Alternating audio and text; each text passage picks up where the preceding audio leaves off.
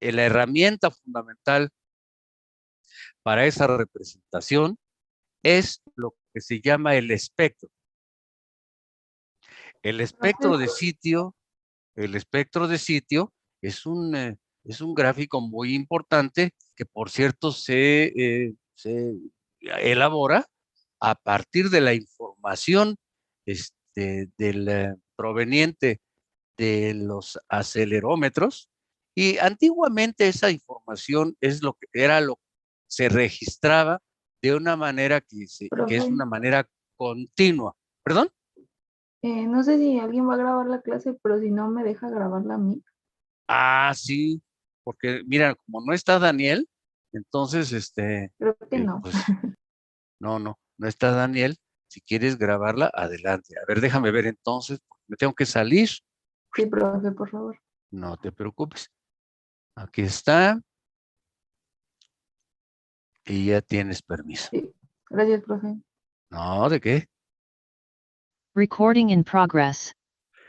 Les comentaba entonces que la forma en que se registraba gráficamente el, ah, los resultados provenientes de la información acelerográfica era a partir de un registro que era un registro que se llama analógico.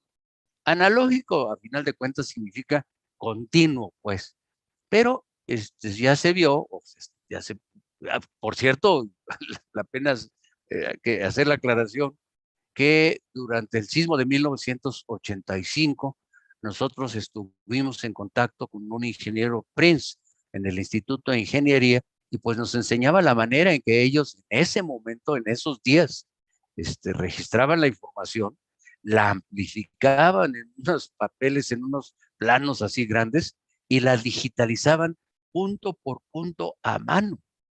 Eso era increíble, ¿no?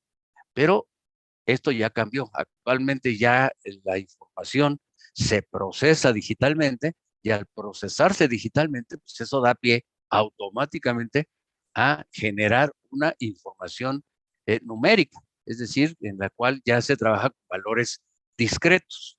Y entonces, genéricamente, ese tipo de información se le llama digital, que está digitalizada, pues, en relación a la forma en que se hacen las mediciones. Muy bien. Vimos entonces la sesión pasada que la clave entonces del comportamiento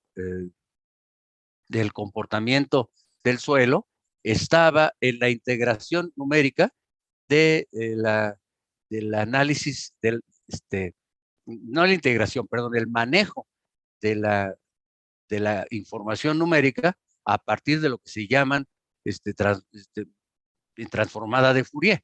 Y entonces, con la transformada de Fourier, se puede generar el manejo de estos acelerogramas por medio de unas cosas que se llaman espectros.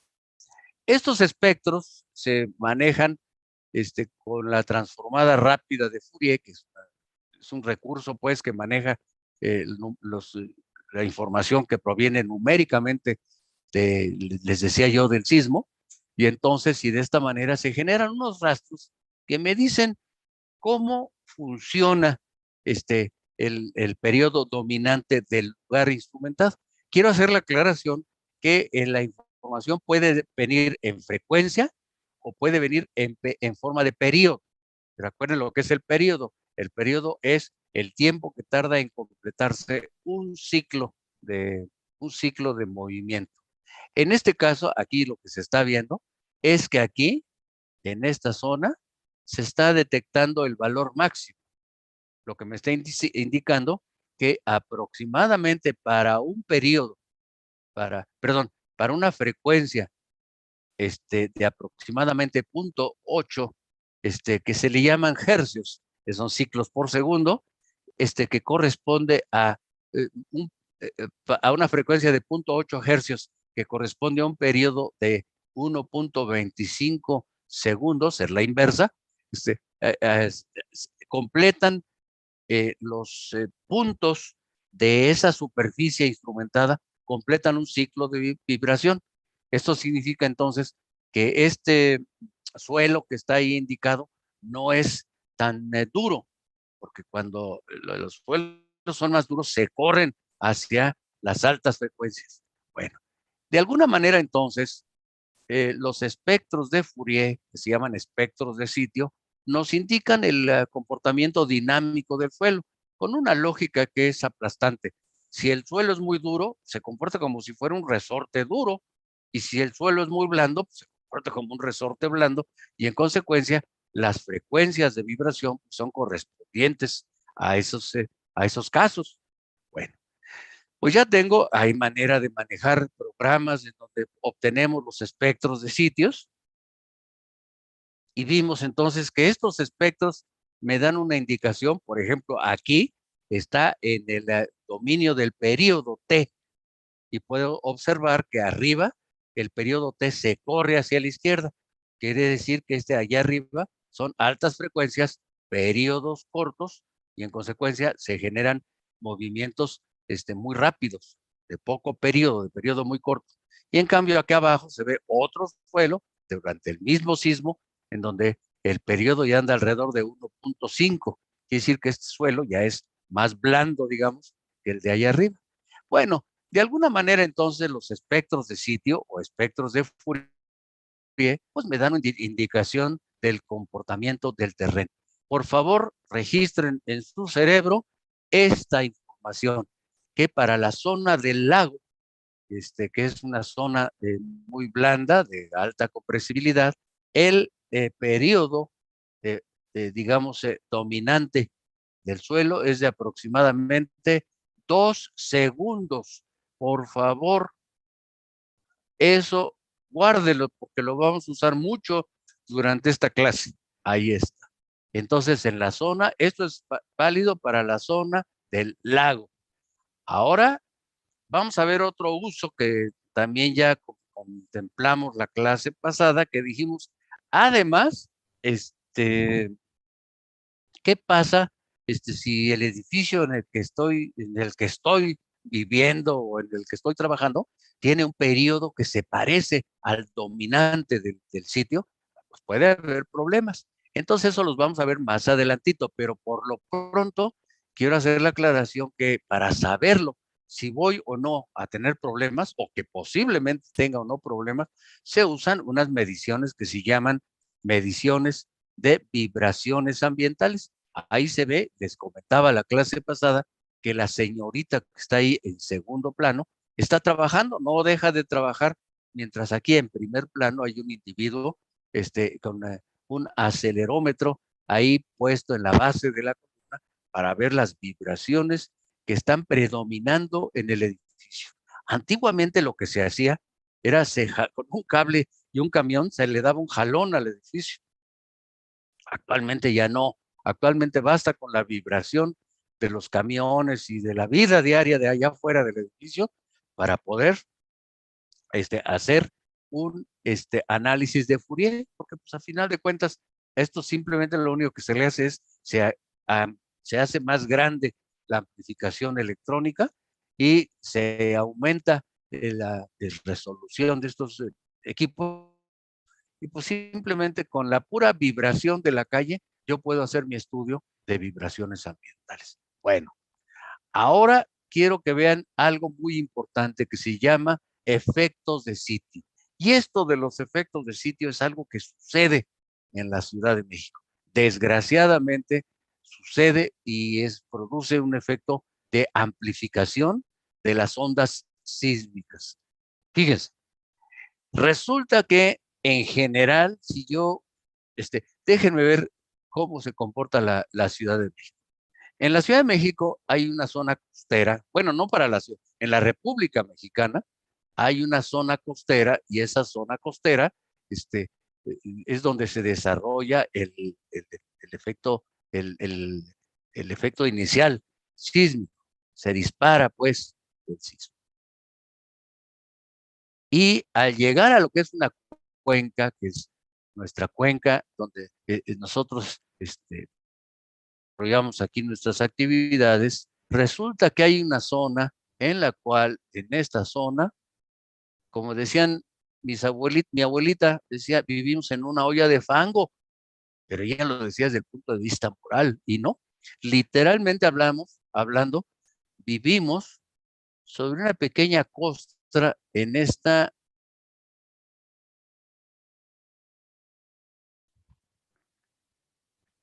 zona lodosa, digamos. Ahí estamos, ahí desarrollamos nuestras actividades. Pero lo que pasa entonces, que el sismo, cuando viene de la costa, en un momento dado, si yo tomo el espectro de, este, de sitio para este punto, me va a quedar algo parecido a esto. Voy a hablar en términos de periodo. Entonces me va a quedar así. Ahí así. Para este punto, el espectro me indica que el periodo dominante es así. Y llegando aquí a CU, el espectro me indica algo parecido a esto. Ahí está. Pero, ¿qué pasa o qué pasaría en este punto? Pues en este punto sería muy parecido al de CU. Ahí está. Ese sería.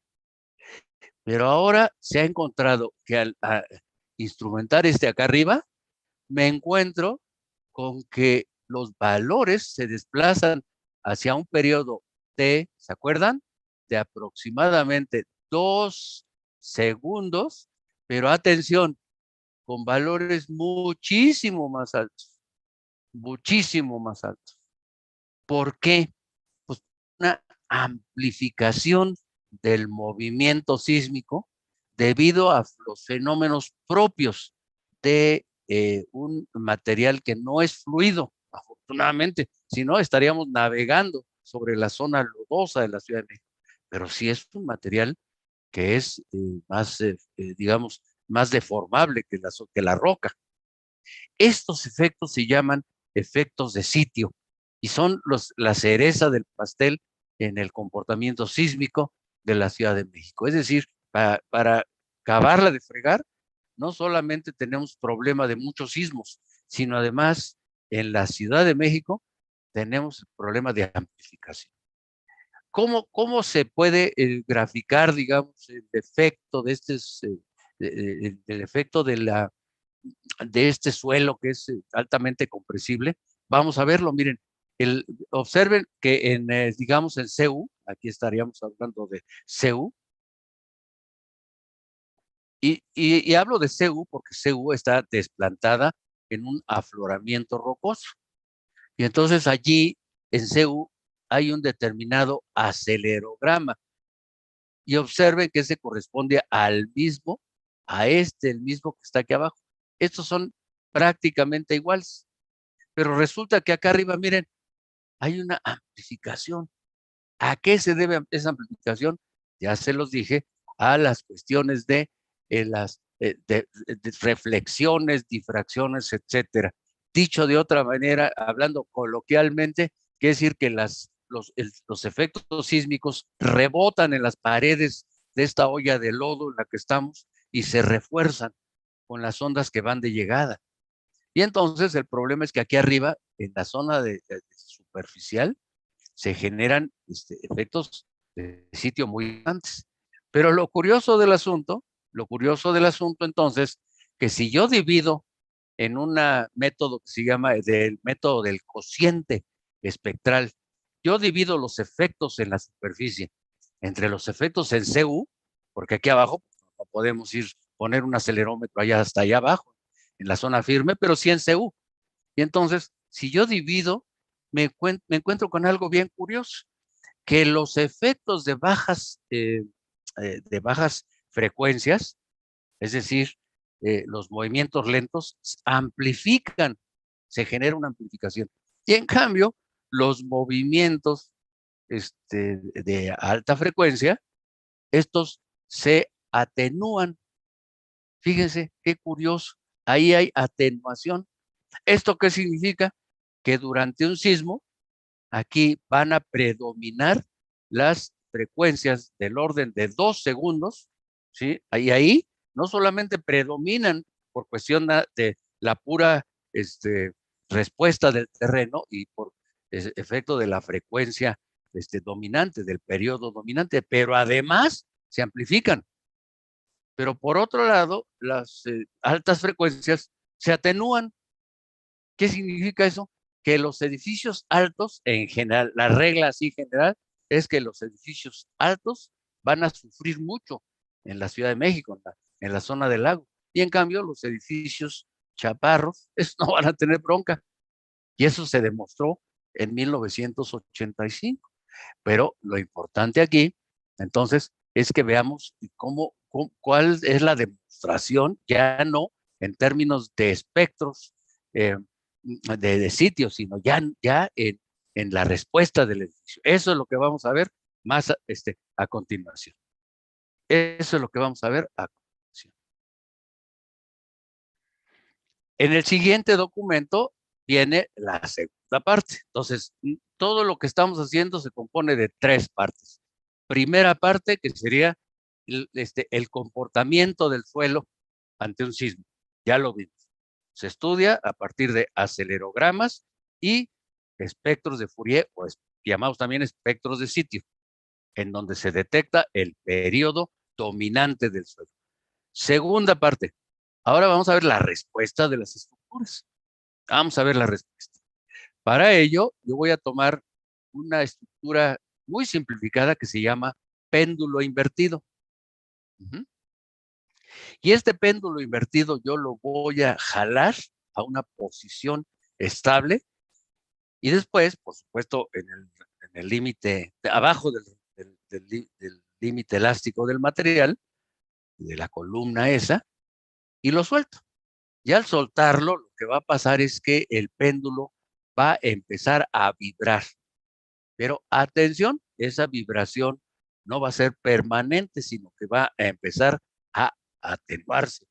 Y se atenúa por las fricciones internas que hay dentro del cuerpo, dentro de la columna. Eso significa que si ustedes hacen este experimento en la Luna o en cualquier parte del universo, lo mismo sucede porque esas fricciones internas allí están, son independientes de la masa y de la atmósfera, del lugar en donde lo hagan ustedes. Entonces, pues ahí está. Hay una atenuación del movimiento.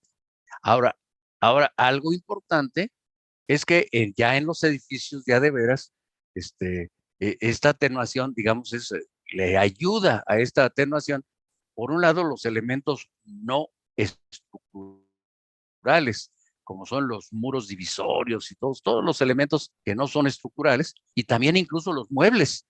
Todo le ayuda a esta atenuación. El resultado es que se genera una atenuación que mientras el edificio esté más libre de elementos no estructurales, esta atenuación será menor. Y mientras más elementos no estructurales haya, pues entonces esta atenuación será mayor. Quiero aclarar que para las estructuras normales se usa una atenuación que es el 5% del amortiguamiento, del amortiguamiento crítico. Vamos a ver entonces esto en términos de amortiguamiento. Entonces, este amortiguamiento que se llama XI, ahí está a la derecha, en donde se emplea la letra griega XI, aquí está. Nosotros consideramos que es el 5% del amortiguamiento crítico. ¿En qué consiste el amortiguamiento crítico? Imagínense un caso que sería un caso absolutamente hipotético, en que ustedes jalan la masa en la parte superior y al soltarla, la masa simplemente no se desplaza. Ahí se queda. Ese se llama amortiguamiento crítico. Entonces, mientras el amortiguamiento sea, digamos, del 90%, al soltar la masa va a empezar a avanzar, pero muy despacio, porque el movimiento está muy amortiguado debido a las grandes fricciones internas que puedan existir en ese material. Nuevamente, eso es un caso hipotético. Se ha encontrado entonces actualmente que se puede trabajar con un amortiguamiento del orden del 5% del crítico, y ese se toma como un valor estándar. Vamos a ver para ello esto mismo. Cuando armamos nuestro modelo, ahí está. Este es el modelo del 8CM2, ahí está. Y vimos las características del material.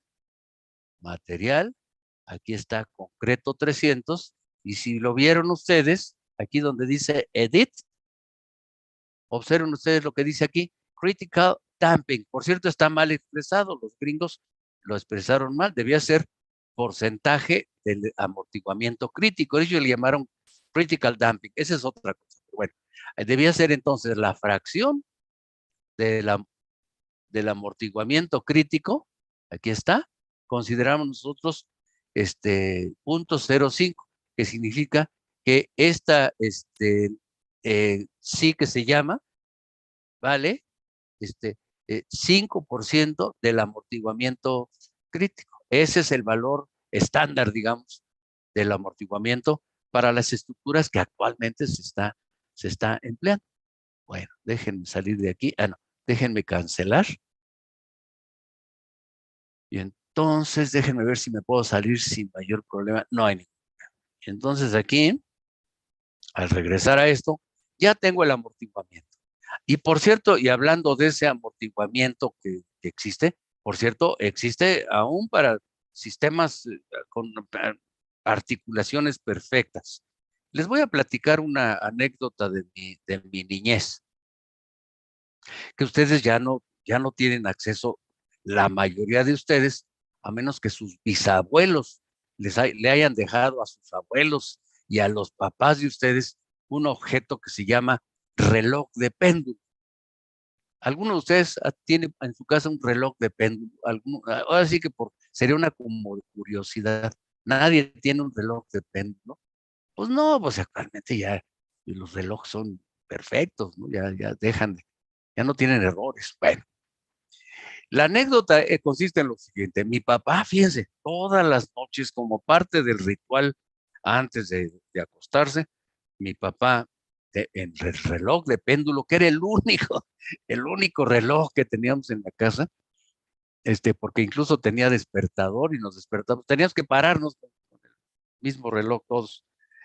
Y entonces, fíjense, mi papá todas las noches le daba cuerda, rec, rec, y se veía, por abajo, se veía que al darle cuerda, almacenaba energía en en una espiral de acero.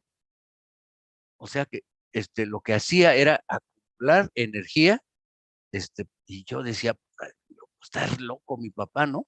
Pues entonces, ¿para qué sirve el péndulo? Ahora, observen que en la figura que yo les mostré, el edificio se llama péndulo invertido, o sea, funciona igual que un péndulo, ¿de acuerdo? E incluso tiene amortiguamiento. Entonces, ¿qué quiere decir?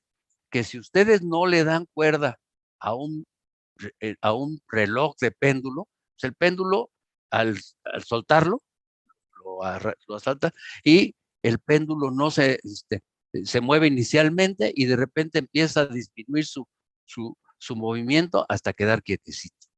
Entonces, ¿para qué diablos sirve el péndulo, jóvenes? ¿Para qué diablos sirve el péndulo de un reloj de péndulo? ¿Para qué sirve?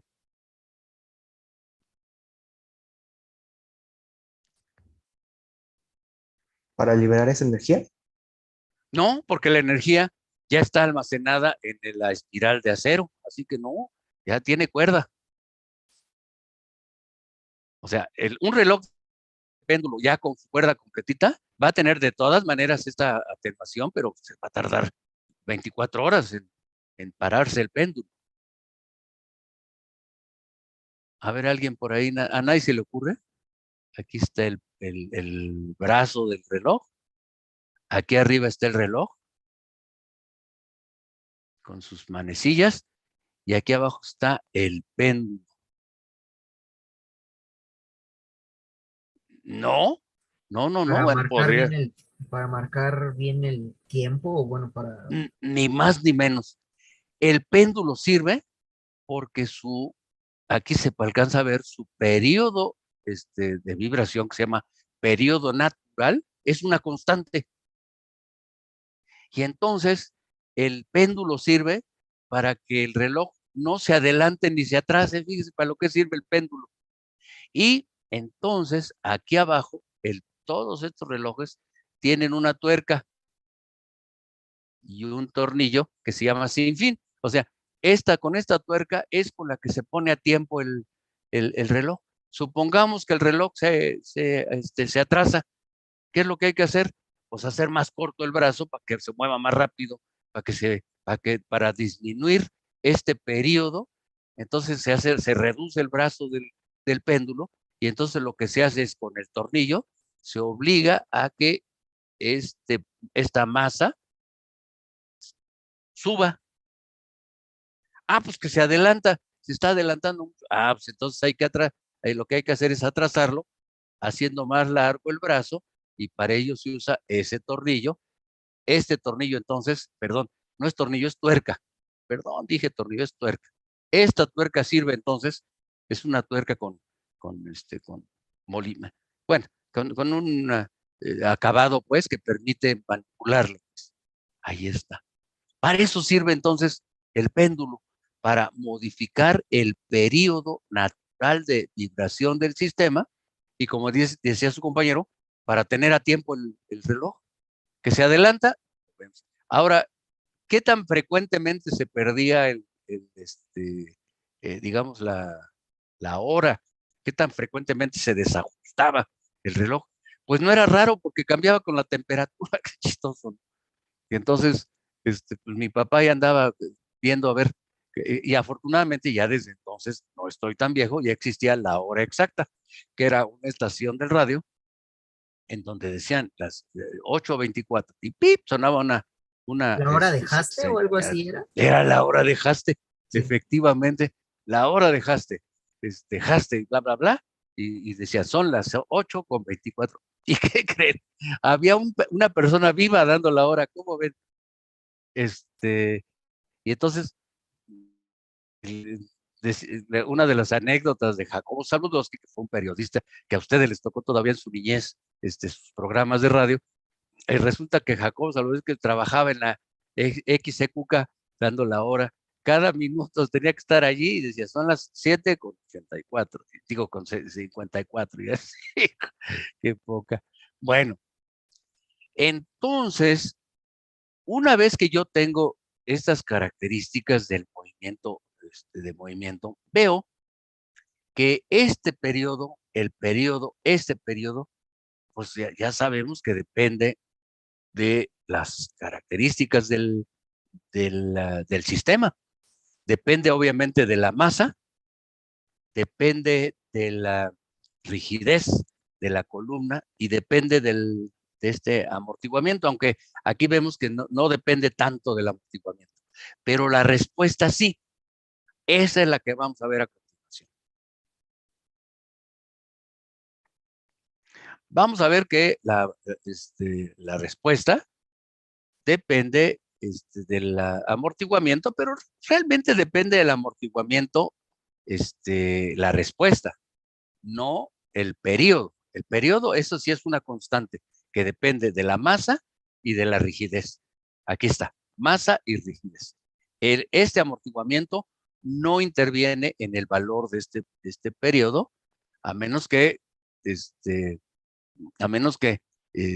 imagínense nada más que fuera un movimiento infinito, pues, que no hubiera amortiguamiento, los valores de periodo se mantienen constantes. No estoy equivocado. No se altera. El periodo no se altera, pero la respuesta sí. Entonces vamos a ver que en la respuesta sí interviene el amortiguamiento.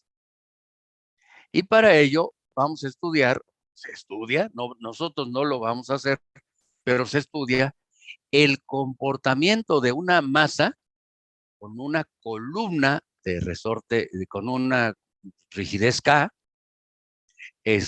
Aquí está el amortiguador Xi, que les da, ¿se acuerdan? Dijimos, un 5% de amortiguamiento es lo que se toma en esencia, y observen lo que pasa. Si yo hago vibrar la parte de abajo del modelo, la parte esta empotrada, aquí está la historia de aceleraciones de la base, allá arriba el comportamiento depende de estas tres cosas: el amortiguamiento, la masa y la constante. Estos tres valores entran a formar parte de un proceso matemático cuyo corazón es una integral que se llama integral de Duhamel.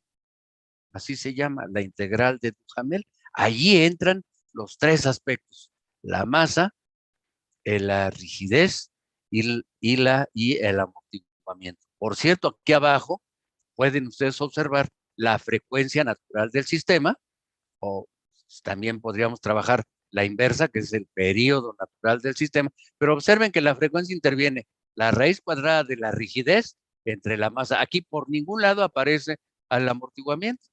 Bueno, pues ahí está. Pero ahora vamos a ver la respuesta. Y podemos observar en esta respuesta que cuando el periodo natural de la estructura se parece al periodo dominante del movimiento, se produce un efecto que se llama, y es peligrosísimo, que se llama resonancia. ¿Qué es la resonancia? Pues la resonancia no es otra cosa más que el incremento de los movimientos debido este incremento a la coincidencia de periodos. Por un lado, el periodo dominante del suelo, y por el otro lado, el periodo natural del estructura. Otra vez, se llama resonancia. Esta resonancia ahora sí que es esta resonancia es como un agravante del asunto. O sea, para acabarla de fregar, existe el problema de la resonancia. Vamos a ver cómo es esto de la resonancia. Ahí está. Entonces, fíjense, cuando la relación entre la frecuencia y inducida y la natural del sistema tiende a 1, aquí se ve abajo 1, observen los movimientos, cómo se incrementan. Incluso aquí, para un amortiguamiento 0, o sea, del 0% respecto al amortiguamiento crítico, este valor se vuelve asintótico hacia el infinito. Eso no puede ser en la realidad física, porque para que el amortiguamiento valga 0, implicaría que no hay fricciones internas en los materiales, cosa que no es cierto. Nosotros consideramos aproximadamente un 5% de amortiguamiento respecto al crítico, y entonces eso nos da un cierto comportamiento, vamos a llamarle estándar. Muy bien. Ahora vamos a ver cómo funcionan las estructuras, pero ahora que están sujetas a sismo. Y entonces tenemos un pequeño problema, que los acelerogramas no se comportan como decir, Y es igual al seno de la frecuencia. No se comportan así, tienen un comportamiento mucho más, no es caótico, pero sí es un movimiento. Aquí se ve aquí a la izquierda, ¿de acuerdo? Entonces, lo que se hace es, en lugar de trabajar con el espectro, perdón, con la integral del Duhamel, lo que se trabaja es con un espectro de respuesta. Y entonces, con este espectro de respuesta, observen lo que vamos a hacer. Primero, teóricamente, por supuesto, teóricamente, voy a poner a vibrar 3 edificios, aquí están, uno muy rígido, uno con rigidez media y otro con rigidez muy baja. Los voy a poner a vibrar bajo el mismo sismo. El mismo sismo está caracterizado, en este caso, por este acelerograma. Ese es el acelerograma con el que vamos a hacer vibrar las 3 estructuras. Y estas 3 estructuras, cada una de ellas va a responder con sus movimientos particulares. Observen entonces que esto se llama respuesta. Y entonces podemos observar que estas estructuras tienen distinta respuesta al mismo sismo. Observen que lo que estoy viendo es que la respuesta de la estructura más rígida es mayor que la respuesta máxima de la estructura de las estructuras menos rígidas. Aquí lo puedo ver. Entonces, en este espectro de respuesta que está aquí abajo, este se llama espectro de respuesta, puedo observar que bajo este sismo, las estructuras más rígidas en ese terreno van a tener mayor problema. ¿Esto qué quiere decir? Pues que yo necesito dos cosas.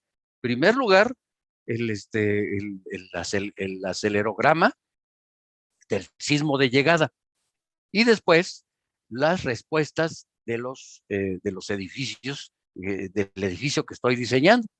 Y esto se hace de la siguiente manera. Eso no lo hacen ustedes. Eso lo hace el reglamento, lo hacen personal del reglamento y lo hacen de la siguiente manera. Para ello voy a salirme de aquí y voy a poner un video que dura unos cuantos segundos. Aquí está, y que ya se los mandé. Se llama espectro de respuesta. Lo voy a poner 3 veces y vamos a hacer comentarios. Observen, por favor, entonces. Primer lugar, este sismo, este efecto sísmico que estoy aquí planteando, no está aplicado nada más en esta estructura. Está aplicado en todas las estructuras. Aquí se aplicó una sola vez porque da la idea, pues, de que es un solo sismo que afecta a todas estas estructuras. Ahora, vamos a ver qué tipo de estructuras hay. Esta estructura, la primera, la que está en primer término, tiene un periodo natural de 1.5 segundos, la segunda 2, la tercera 2.5, la cuarta 3, 4 y 5. Observen, así a simple vista se ve que la que tiene mayor respuesta es la de 2 segundos. Eso quiere decir que este video se hizo énfasis en el comportamiento de una estructura alta en la zona del lago de la Ciudad de México. Ahora otra. Quiero que observen que en el edificio que estamos planteando aquí, observen que lo que se plantea es la respuesta máxima. Aquí se ve que es de la línea esta hacia arriba, aquí de la línea esta hacia abajo y aquí de la línea esta nuevamente hacia arriba. ¿Qué significa? Que no nos importa el signo de la respuesta. Basta con que sea respuesta para que pueda entrar a jugar al juego del trazo del espectro de respuesta.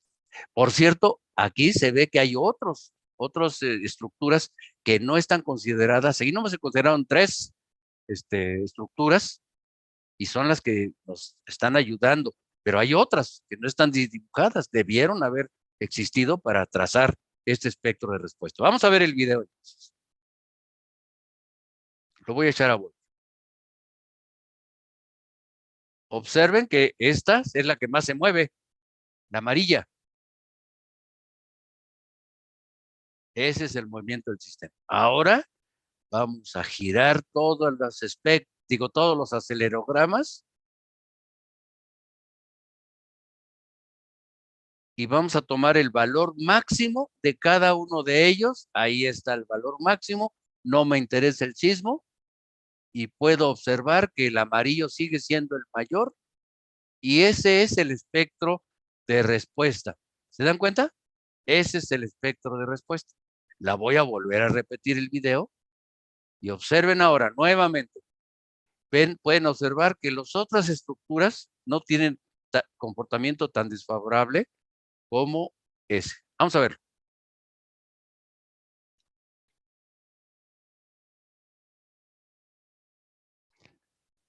Respuesta. Valor máximo. Todavía no.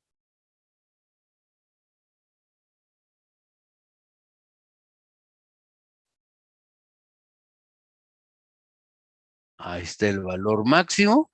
Ahí están los valores máximos. ¿Se dan cuenta? Ahí se toma la respuesta máxima. Ese es el punto más desfavorable del espectro. Ahí está.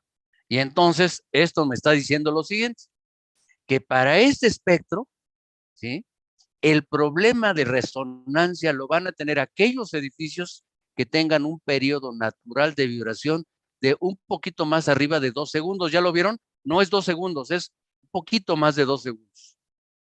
Esos edificios van a tener problemas.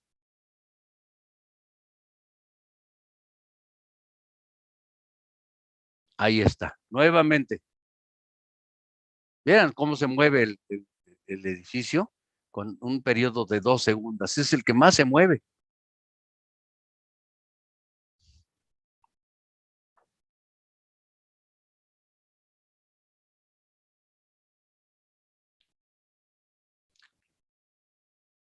Y esto trae como resultado lo siguiente. Para esa zona, para ese punto donde se está generando el espectro de respuesta, para esa zona, observen, los edificios más altos van a tener problemas. Y en cambio, los edificios mucho más altos, tampoco van a tener mucho problema. Y los edificios muy chaparros, que tienen 1 segundo, 1.5, tampoco van a tener problemas. ¿Se dan cuenta? Esa es la razón por la cual el sismo del 85, digamos que atacó selectivamente a sus víctimas. ¿Sí? En primer lugar, los atacó en la zona del lago. En segundo lugar, atacó a los edificios de entre aproximadamente 8 pisos y 15 pisos, a esos, los que tienen un periodo natural de aproximadamente 2 segundos, a esos los atacó. Y finalmente, los edificios chaparritos o los extremadamente altos, esos los respetó, ¿de acuerdo? Y después vamos a ver que la cereza en el pastel fue en los efectos de sitio, para acabarla de fregar, independientemente del tamaño del sismo, viene la amplificación por el sitio, los efectos del sitio. No, pues esto está de la fregada. Bueno, pues vámonos entonces a la respuesta. En consecuencia, este espectro que también el programa que se llama DECTRA, también nos da no solamente espectros de sitio, también nos podemos trabajar con espectros de respuesta. Y entonces ya tengo todo para poder trabajar en términos de espectro de respuesta, ¿de acuerdo? De la respuesta del espectro. Bueno, pues ya vimos entonces ahora el comportamiento de la estructura. Ahora vamos a ver los sismos. ¿Qué les parece? Primero vamos a ver los sismos del 19 y 20 de septiembre. Se registra el del 19, que es el que tuvo una magnitud de 8.1, pero el sismo del 20 tuvo una magnitud de 7.9, no fue chiquito el del 20, pero se toma como el que inició todo el problema fue el del 19 de septiembre. Y entonces,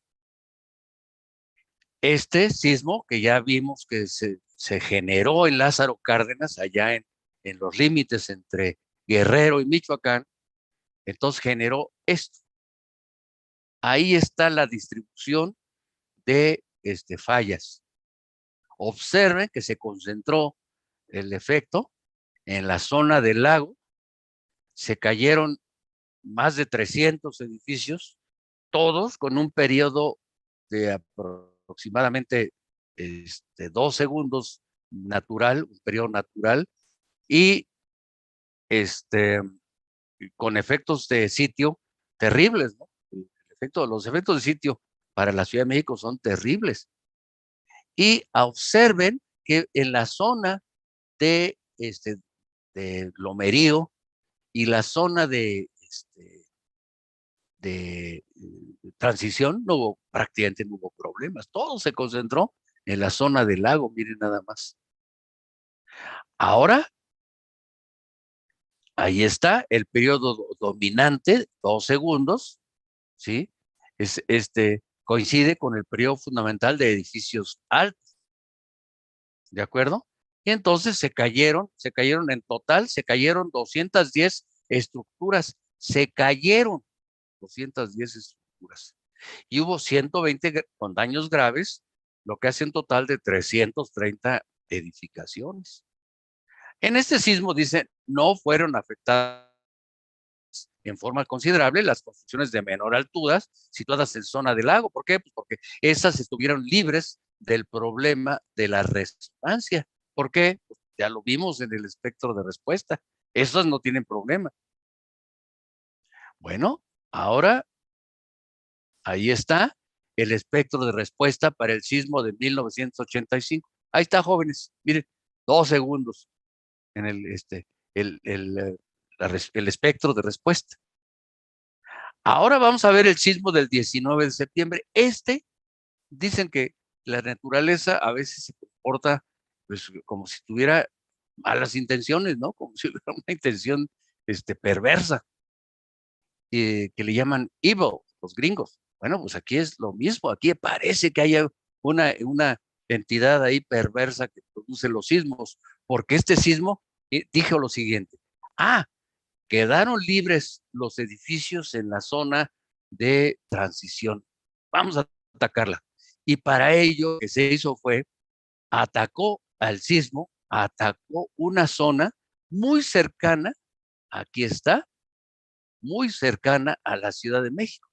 Si se dan cuenta, esta zona está, pero cerquísima del Zócalo, está aproximadamente a 100 kilómetros del Zócalo, y esto hace que sus vibraciones, es decir, ahí interviene en las vibraciones que producen lo que es el espectro de sitio, sean diferentes. Por ejemplo, produjo efectos máximos en la estación Culhuacán. Háganme favor, ahí por la estación, en la estación del metro, la última de la línea 2 hacia el sur. ¿Cómo se llama? ¿Alguien vive por allá? En la última estación Tasqueña, efectivamente, a unas cuantas cuadras de la estación Tasqueña, ahí fue la máxima aceleración. ¿Se acuerdan? Entonces eso hace que allí en esa zona, miren nada más, y observen ahora que el periodo ya no son 2 segundos, 2 segundos antes se quedó aquí a la derecha. Observen que es entre 1 y 1.5 segundos está el valor máximo de aceleración, ¿sí? ¿Eso qué quiere decir? Que ya no atacó a los edificios más altos, sino atacó a los edificios de tamaño mediano. Ahorita vamos a ver la distribución de daños. Y entonces, aquí, para acabarla de fregar, estaba tan pegadito el epicentro. Y además fue un sismo de mucha magnitud. No me acuerdo, déjeme ver si lo tengo aquí registrado.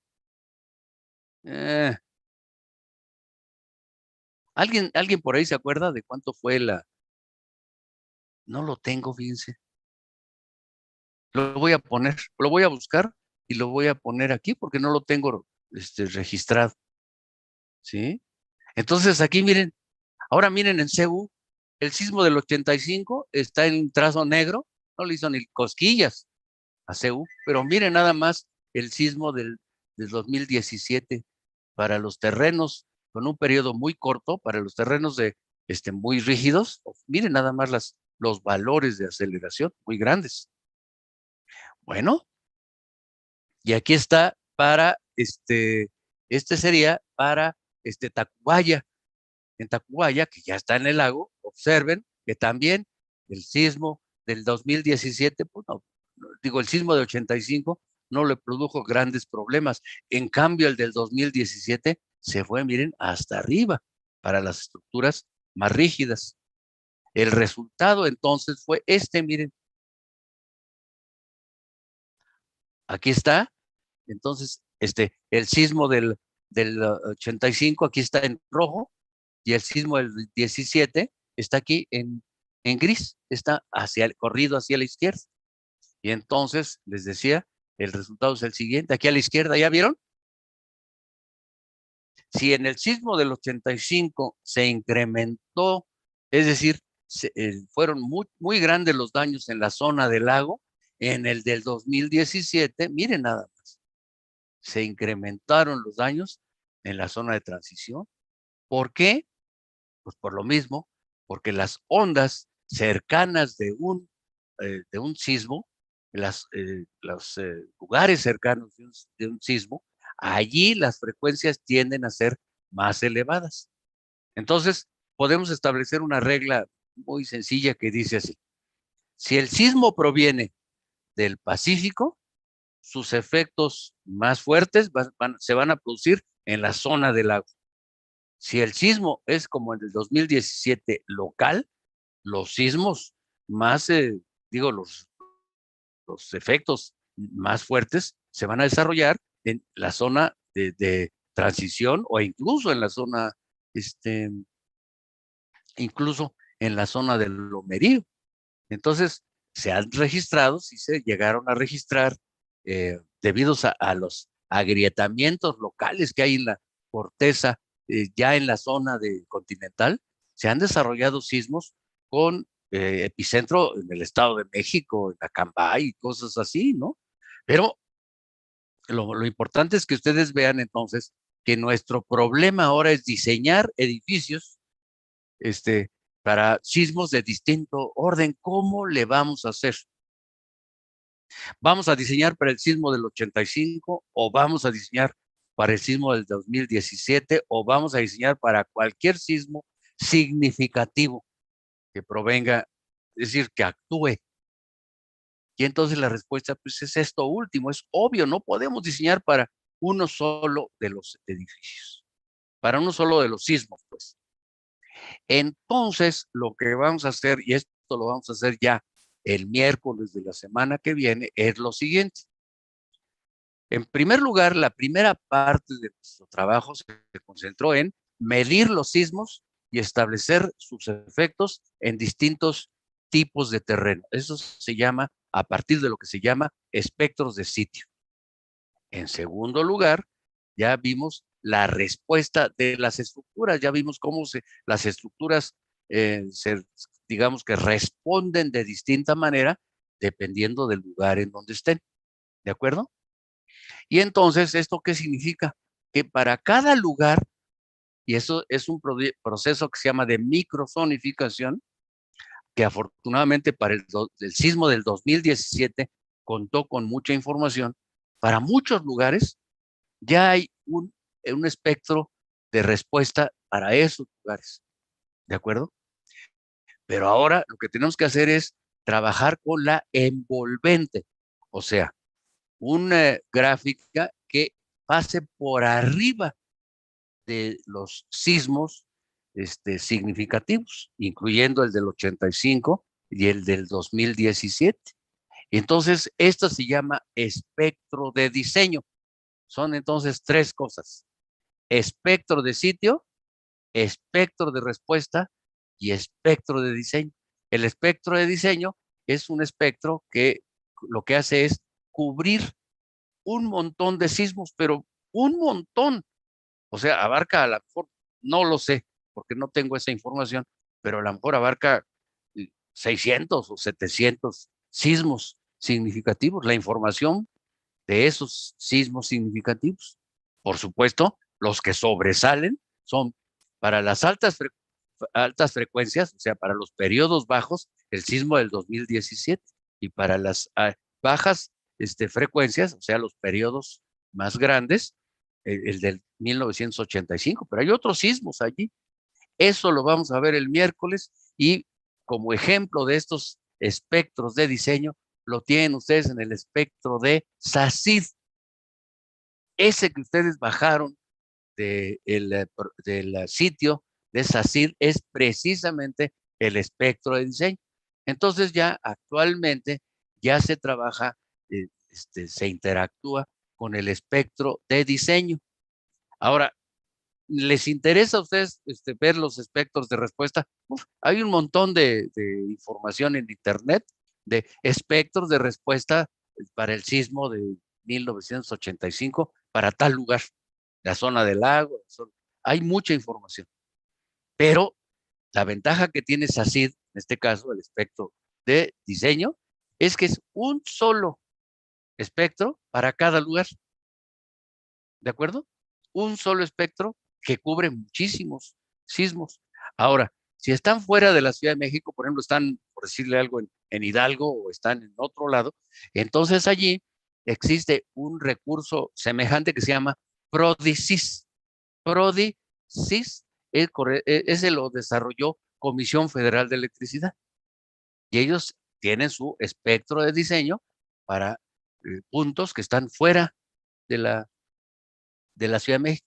Es un poquito más, digamos, latoso, porque hay que darle mucho más datos a PRODISIS para poder obtener el espectro de diseño. Si se dieron cuenta, para obtener SACID, el espectro de diseño, solamente tuvieron que poner las coordenadas, ¿se acuerdan? Y ya les da el espectro. Actualmente, en cambio, PRODISIS es un poquitito más latoso. Nosotros vamos a trabajar con SACID. De hecho, ya tienen ustedes el valor que corresponde a la meseta, que se llama coeficiente sísmico. Ahora sí, ya podemos hablar en esos términos. El coeficiente sísmico, en esencia, es la aceleración que cubre la aceleración proveniente de muchos informes, de muchos sismos. Eso lo vamos a ver el miércoles. ¿Alguna duda quedó por aquí, jóvenes? Con toda confianza. ¿Alguna duda? ¿No? Con toda confianza. ¿Alguna duda?